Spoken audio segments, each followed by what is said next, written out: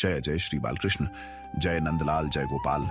वृंदावन की दिव्य भूमि में, जहां रेत का प्रत्येक कण हरि नाम जपता है, जहां हवा का हर झोंका प्रेम और भक्ति की सुगंध लेकर बहता है, वहीं अवतरित हुए यशोदानंदन श्री कृष्ण। बाल लीला में भी वे देवों के देव, भक्तों के रक्षक और संपूर्ण सृष्टि के आधार हैं।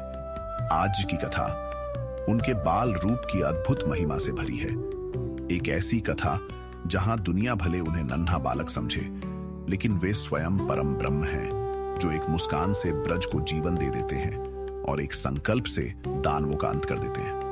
आज हम सुनेंगे तृणावर्त वध कथा, जो हमें सिखाती है कि जिसका रक्षक स्वयं कृष्ण हो, उसे कोई तूफान छू भी नहीं सकता। गोकुल में सुबह का सुनहरा समय था।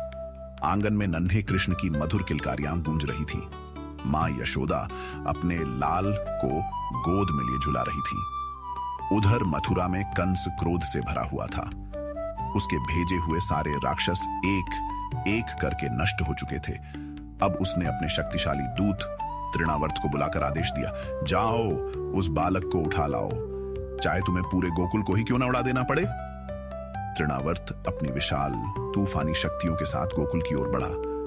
अचानक आसमान काला पड़ गया। हवाएं गरजने लगी, धूल आसमान में उड़ने लगी, बच्चे रोने लगे, गोपिकाएं घबराकर घरों के द्वार बंद करने लगी। गोकुलवासी चिल्लाए, अरे यह कैसी भयंकर आंधी आ गई। पर यह सामान्य तूफान नहीं था, यह स्वयं तृणावर्त था। एक ही क्षण में वह नंद बाबा के आंगन में पहुंचा और तेजी से नन्हे कृष्ण को मां यशोदा की गोद से छीनकर आकाश की ओर उड़ गया। यशोदा चीख उठी, लाला, कृष्णा, मेरा लाल, कोई उसे बचाओ। नंद बाबा और सारे गोकुलवासी दौड़े, पर तेज तूफान ने सबको पीछे धकेल दिया। धूल से किसी को कुछ दिख भी नहीं रहा था। गोकुल भय और अंधकार में डूब चुका था। उधर तृणावर्त कृष्ण को लेकर ऊंचाइयों में उड़ रहा था।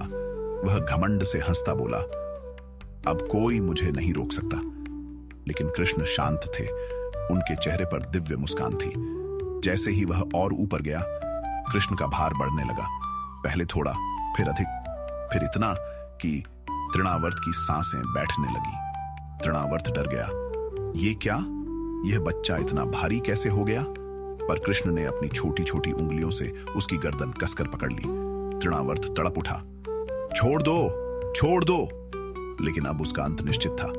कृष्ण का भार असहनीय हो चुका था। तृणावर्त की शक्तियां क्षीण होने लगी। उसकी गति धीमी पड़ गई और वह तेज गर्जना के साथ धरती पर गिर पड़ा।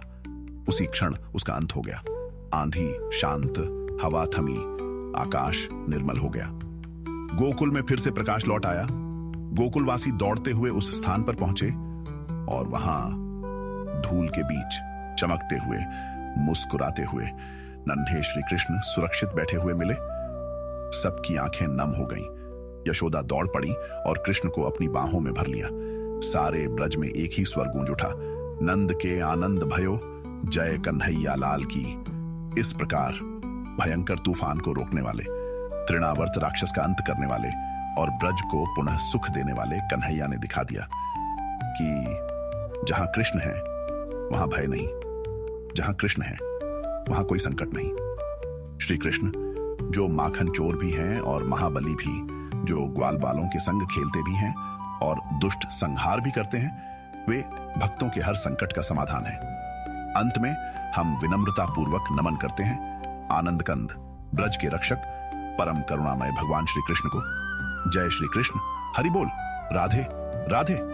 अगर यह अद्भुत कथा आपको पसंद आई हो तो इसे लाइक करें, अपने प्रियजनों तक शेयर करें और ऐसी ही अद्भुत लीलाओं के लिए चैनल को सब्सक्राइब करना न भूलें। आपका समर्थन ही हमारी प्रेरणा है। श्री कृष्ण की